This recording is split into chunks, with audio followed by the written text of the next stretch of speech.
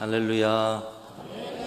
우리 모든 영광 하나님께 올려드리고, 특별히 오늘 세대 통합 예배로 온 교회의 성도들과 세대들이 함께 모여서 예배하게 하신 하나님께 감사를 드립니다.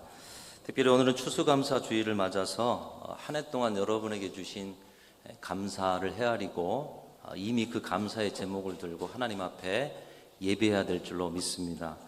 시편 50편 23편 3절 말씀은 하나님께서 우리에게 원하시는 예배가 무엇인가? 오늘 우리 예배 드리고 있는데요, 하나님이 기뻐하시고 하나님이 원하시는 예배가 무엇인가? 우리 같이 한번 읽어보겠습니다. 시작. 감사로 제사를 드리는 자가 나를 영화롭게 하나니 그의 행위를 옳게 하는 자에게 내가 하나님의 구원을 보이리라. 한 번 더 읽습니다. 시작. 감사로 제사를 드리는 자가 나를 영화롭게 하나니 그의 행위를 옳게 하는 자에게 내가 하나님의 구원을 보이리라. 여러분, 이런 예배를 드리실 수 있기를 축복합니다. 우리가 드리는 예배가, 매번 드리는 예배가 하나님께 영광이 되는 예배예요. 우리가 드리는 예배 속에서 하나님의 영광의 임재를 체험하고 하나님이 주신 구원의 감격을 누릴 수 있는 예배만 드릴 수 있다면 얼마나 좋겠습니까? 그런데 그 감격의 예배, 영광의 예배를 드리는 길이 뭐냐? 감사로 제사를 드리는 것이다. 한 주 동안 삶 속에서 발견한 감사 중에 최고의 감사, 한 해 동안 우리의 삶 가운데 주신 감사 중에 최고의 감사.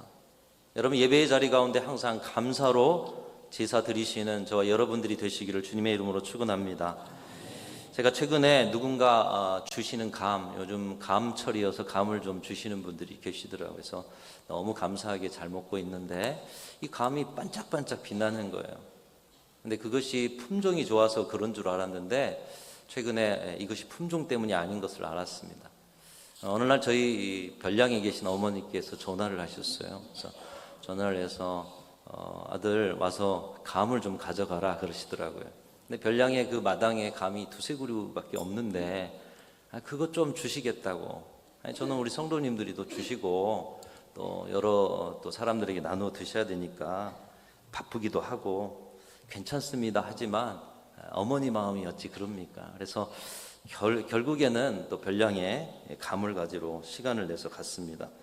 갔더니 그때부터 감을 따시는 거예요. 그래서 감을 따가지고 그 다음에 이제 감을 딱 따주면 거기 앉아 계신 저희 아버지가 감을 닦아 갖고 주시는 거예요.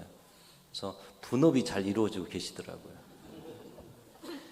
근데 아버지가 감을 닦으시는데 저는 감이 원래부터 반짝반짝한 줄 알았어요. 근데 이게 닦아 갖고 주시니까 반짝반짝 빛나더라고요.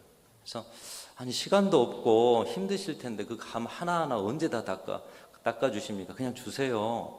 그랬더니 어머니께서 그래도 누구에게 주려고 하면 닦아줘야 한다, 이렇게 말씀하시는 것이에요. 그것을 보고 알았습니다. 우리 성도님들이 주시는 감 반짝반짝 빛나는 이유를 알았어요. 그냥 주셔도 알아서 씻어 먹고 주시는 것만으로도 감사한데 목사에게 준다고 반짝반짝 닦아주시고 당신들 못 먹을 거 가장 큰 알로 주시고, 물론 그런 감사함을 느꼈지만 유심히 아버지 어머니의 이 분업의 모습을 보면서 왜 감히 주시는 감들이 반짝반짝 빛나는 것을 알게 되었습니다. 당연한 것이 아니고 이 감 하나도 빛나는 것이 오늘 이 자리에 이렇게 빛나죠. 다 반짝반짝 닦으셨기 때문인 거예요. 여러분, 목사에게 주는 마음이 그 마음이고 또 부모가 자식에게 주는 마음이 그 마음이고 또 귀한 귀빈에게, 손님에게, 귀한 분에게 주는 마음이 그 마음이라면 오늘 예배 가운데 여러분께서 하나님 앞에 드려지는 이 감사의 마음도 그 마음이 되어야 될 줄로 믿습니다. 한 해 동안 주신 감사들이 너무 많습니다. 그런데 그것을 닦으셔야 돼요. 여러분의 마음으로, 여러분의 삶으로, 여러분의 묵상으로 반짝반짝 빛나게. 세상에 때가 묻고 여러분의 감정에 때가 묻어서 그 좋은 감사들이 빛이 나지가 않아요. 근데 그 중에서도 고르고 골라서 반짝반짝 빛나게 예배 가운데 그 최고의 마음을 가지고 드리는 것이 당연한 것 아니겠습니까? 여러분이 드리는 예배마다 반짝반짝 빛나는 온전한 감사를 드리실 수 있는 우리 성도들과 우리 교회 학교 우리 친구들이 다 되시기를 주님의 이름으로 축원합니다. 그래서 예배 때마다 여러분이 드리는 그 빛나는 감사를 하나님 앞에 올려드릴 때 하나님께서도 그 빛나는 영광의 임재 가운데 우리의 예배 가운데 임하시고 그 예배 속에서 영광의 빛을 여러분 가운데 비추셔서 여러분 구원의 감격, 그 은혜가 충만한 그런 예배를 드리실 수 있기를 간절히 소망합니다. 추수감사 예배도 그렇습니다. 절기가 돼서 예배를 드리는 것이 아니라 한 해 동안 모든 감사를 다 가지고 오되 반짝반짝 빛나게. 하나님 이런 감사가 있어요. 감당할 수 없는 감사의 제목이 있어요. 가장 실한 놈을 골라서 반짝반짝 빛나게 잘 닦아 정성과 사랑으로 드리는 예배가 추수감사주일 예배예요. 그래서 오늘 세대통합 예배가 각 부서들 또 각 순서를 맡으신 분들이 그 정성과 마음으로 오늘 예배를 또 준비하셨을 것이고 함께 드리시는 여러분도 그 마음으로 예배드리고 있는 줄로 믿습니다. 감사로 제사를 드리는 자가 나를 영화롭게 한다. 그에게 구원을 보인다. 여러분 구약의 제사에 있어서는 반드시 필요한 것이 있었어요. 이 제사가 오늘날의 예배인데 예배에는 반드시 필요한 것이 있어요. 오늘도 인도하시는 목사님께서 예배하는 자가 신령과 진정으로 예배한다, 이 말씀으로 예배 부름을 그렇게 선포했어요. 근데 그 전에 산제물이 돼야 된다는 말씀을 드렸어요. 제사에는, 예배에는 반드시 제물이 있어야 한다라는 거예요. 감사로 제사를 드리는 자가 나를 영화롭게 한다. 너희가 예배자이냐? 제물이 있어야 한다는 거예요. 예물이 있어야 한다라는 거예요. 우리에게 예배를 가르치는 구약의 제사에는 제사를 드리는 자가 반드시 제물을 가지고 왔습니다. 자기의 생명을 대신할 생명의 값으로 부유한 자들은 소나 양이나 염소를, 가난한 자들은 비둘기나 곡식 가루를, 자신의 처지에 맞게 자신의 생명을 대신할 최선의 예물을 가지고 와서 제단에 올려드렸습니다. 제단에 제물을 올려드리면서 그들이 한 것은 죄 때문에 내가 죽을 인생인데 주님 살려주십시오.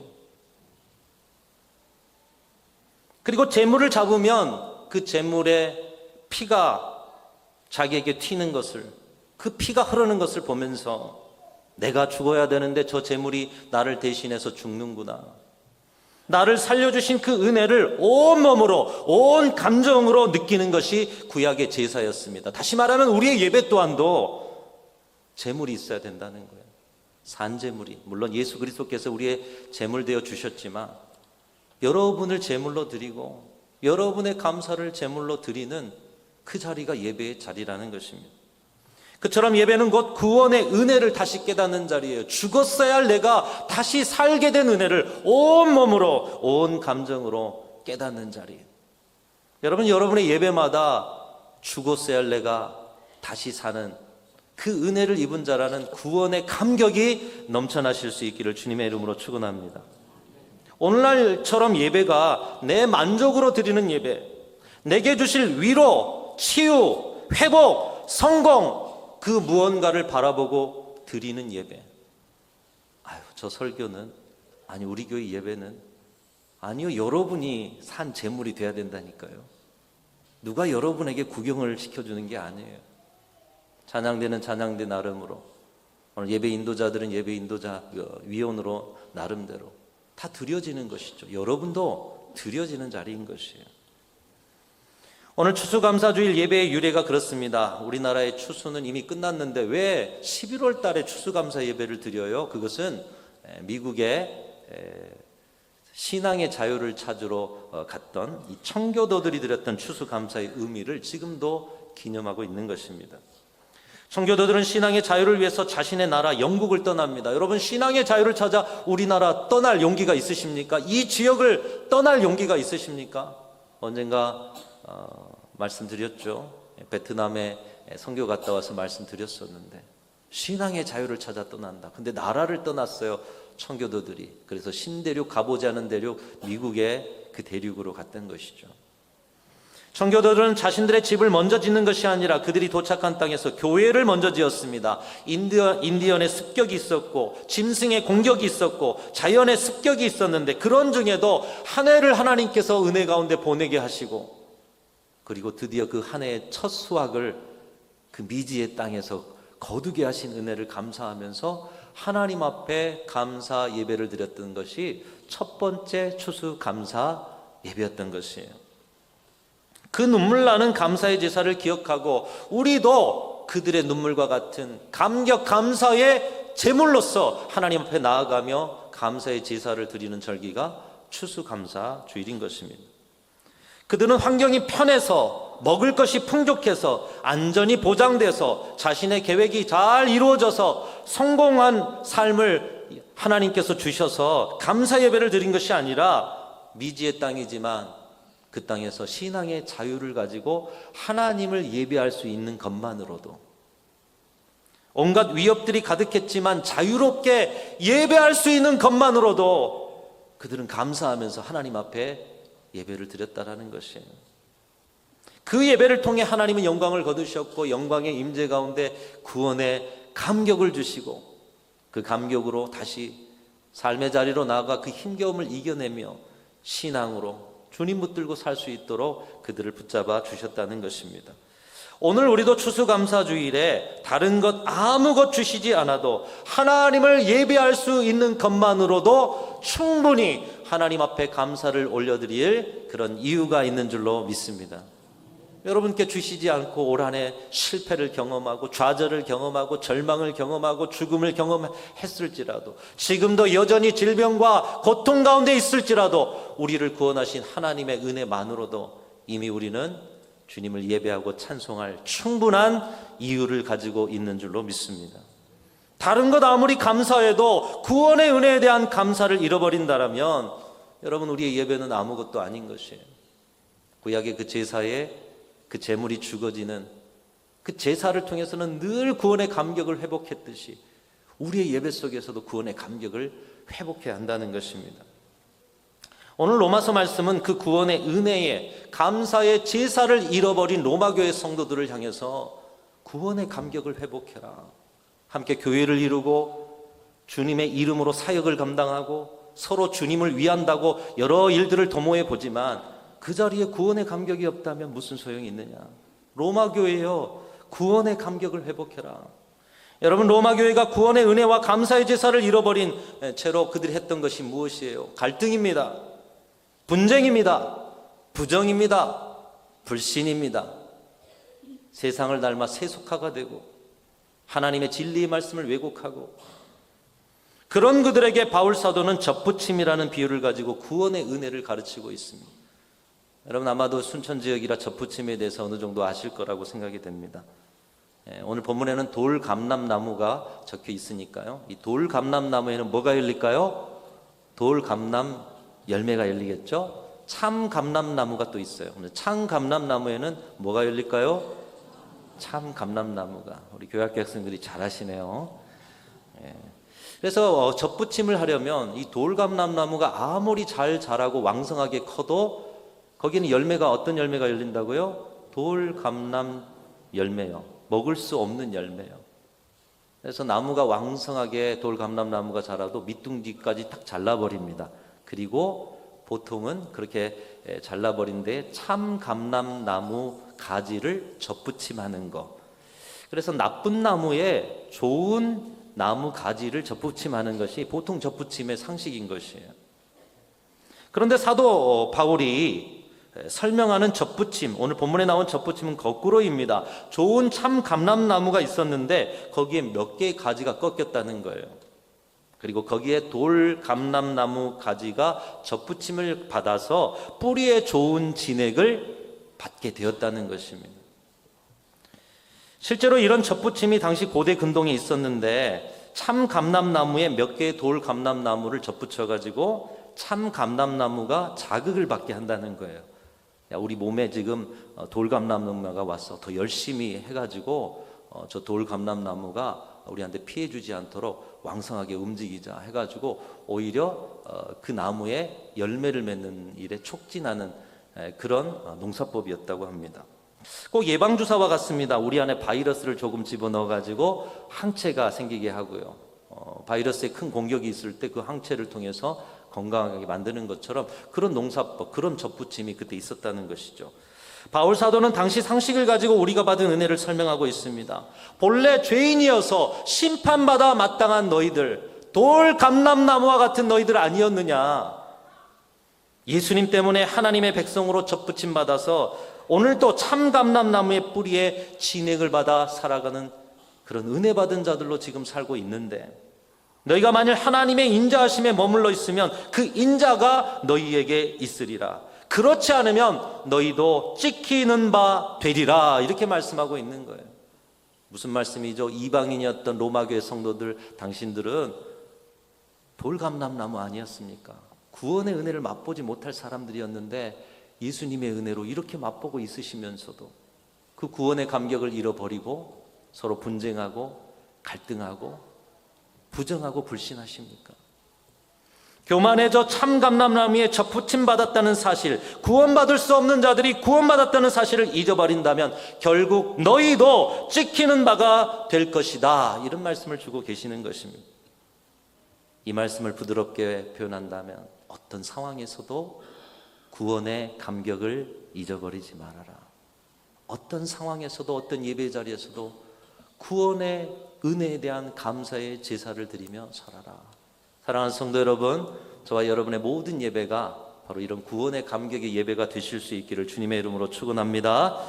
오늘 다른 감사의 제목도 많으실 거예요. 닦아서 반짝거리는 감사도 올려드리시면서 가장 중요한 것, 구원의 은혜에 대한 감사를 오늘도 올려드리시면서 여러분의 삶의 모든 자리에 내가 죽을 수밖에 없는 자였는데 하나님의 자녀 된 것, 나는 오늘도 충분히 감사할 이유를 가지고 살아가는 자다. 이 사실을 잊어버리지 마시고 감사로 예배하고 감사로 제사드리며 그 감격 속에서 하나님의 뜻을 이루어가는 우리 순천중앙교회와 모든 성도들이 다 되실 수 있기를 주님의 이름으로 축원합니다. 감사로 제사를 드리는 자가 나를 영화롭게 하나니 그의 행위를 옳게 하는 자에게 내가 하나님의 구원을 보이리라. 오늘도 구원을 보시는 우리 모든 성도들이 다 되실 수 있기를 주님의 이름으로 축원합니다. 하나님 아버지 감사합니다. 추수감사주일에 최고의 감사, 최선의 감사로 주님 앞에 나아갑니다.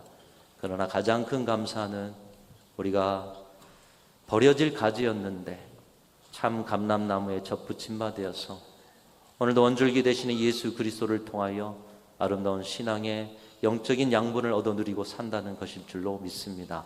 구원의 감격을 찬송하고 그 감사로 살아가며 한 주 동안 주신 그 감사로 날마다 예배하는 순천중앙교회와 모든 성도들 되게 하여 주시옵소서.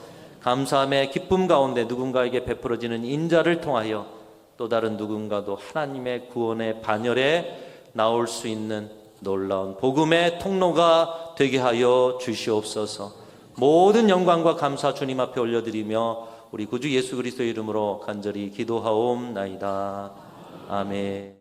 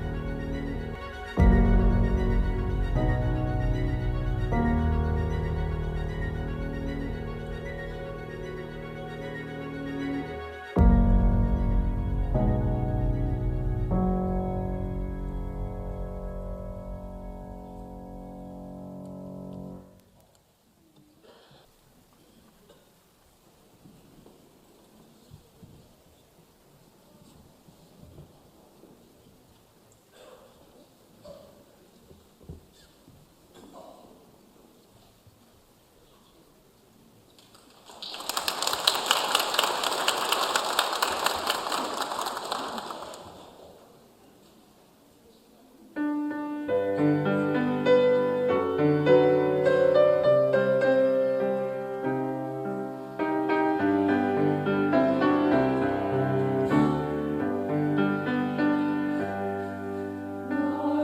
위해